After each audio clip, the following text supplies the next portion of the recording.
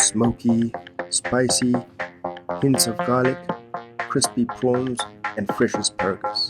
Let's go!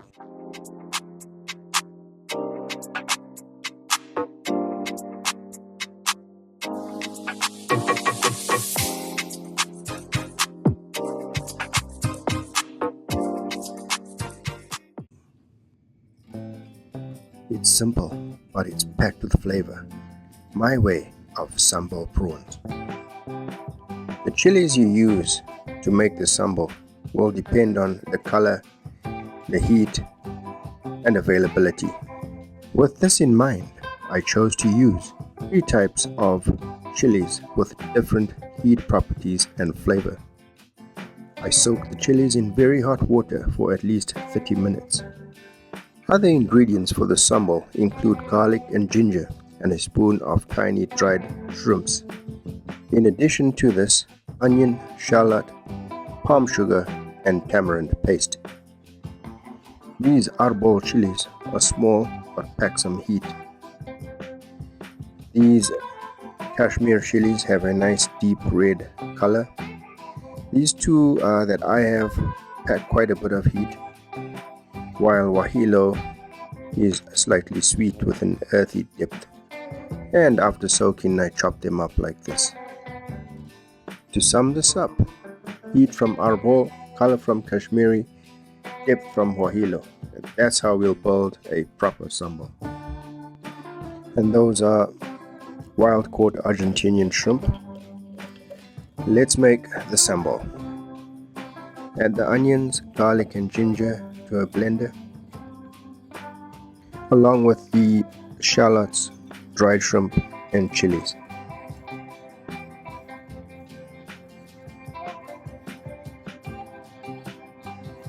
Now add half a cup of water and blend. I also added a spoonful of red Korean pepper powder. This will help with the color of the sambal and also tone down the heat. The next step is to fry the paste, the chili paste or the sambal. The key to making a quality sambal is to be patient. Don't rush the sambal. Let the chili paste gently fry until the oil separates. This removes the raw bitterness and builds deep flavor. And don't forget, we need to remove the moisture content within the sambal. Cooking the sambal like this, even a simple sambal, needs a harmony of flavors. Heat, sweetness, the touch of sugar and salt, even tamarind help to build the flavor of a sambal. And if you're wondering about the oil, oil is your flavor carrier. Don't be shy with the oil. Proper sambal isn't dry. The oil helps to bloom the aromatics and give that rich, glossy finish. The amount of palm sugar or whichever sugar you use will depend upon the heat of your sambal. Keep in mind, you also need a good balance of hot and sweet.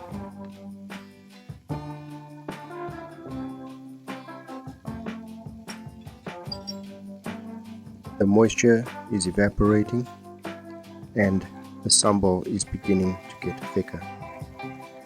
I am adding in the tamarind paste. And why do we do this?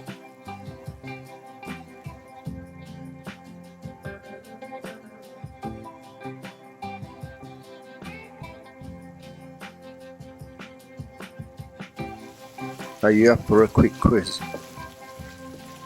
A. It thickens the sauce. B. It sweetens the sambal.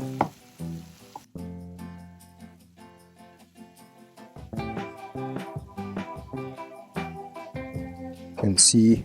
Add sourness to balance heat and oil. If you chose C, well done, that's the answer. That's looking beautiful. The sambal is done. and this is how it looks. Beautiful color, amazing aroma and flavor. Now here's a little trick with the shrimps. Just add some salt to this, just a pinch will do, and work that salt into the shrimps, and then a light dusting of cornstarch, and let it sit for 10 minutes.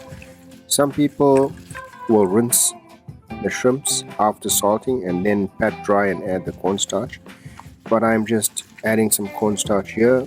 I didn't put too much salt on it, and I'll let it sit there for 10 minutes and we'll begin cooking. Salt will improve the texture and the flavor as salt draws out excess moisture. Salt firms up the flesh and that will give you a nice snappy bite, while a light dusting of cornstarch gives you that thin barrier around the shrimp. This locks in moisture so they stay juicy and not rubbery. Also provides a delicate crisp layer. So to sum it up, shrimps stay plump, glossy and tender. Let's fry them in some hot oil. These shrimps are a little bigger. I will fry them for about 1 minute on each side and remove them.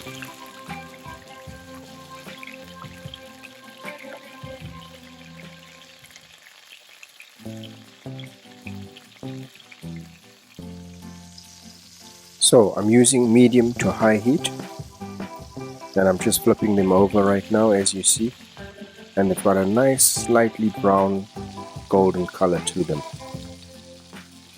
Argentinian shrimp, often called Argentinian red shrimp, are my preference for a few reasons. They have a soft, juicy texture and they stay tender and buttery when using the salt and cornstarch technique. Also, they have a similar lobster-like flavor, naturally sweet and richer, and they have that beautiful natural color. Better bite for the size and pairs perfectly with sambal.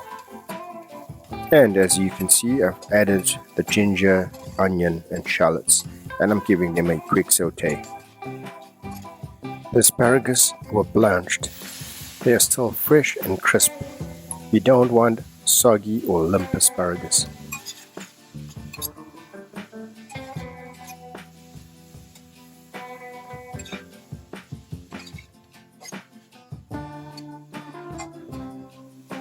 After a few seconds, it's time to add in our lovely sambal.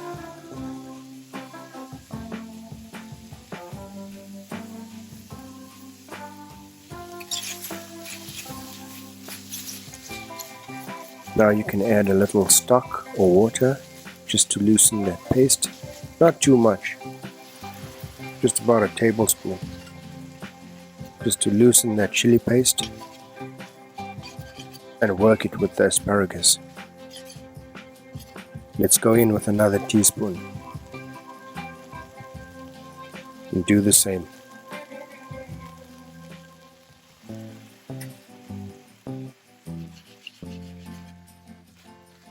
Let's add the prawns to this.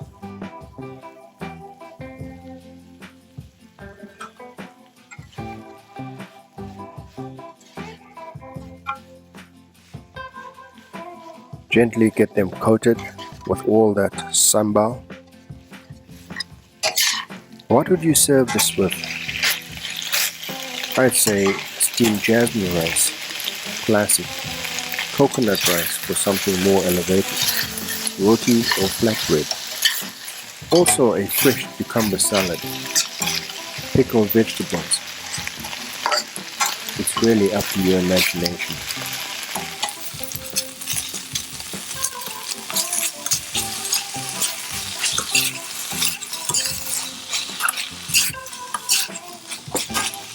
To complete the dish, I will add in a knob of butter. This will enhance the flavor and give it a nice shine.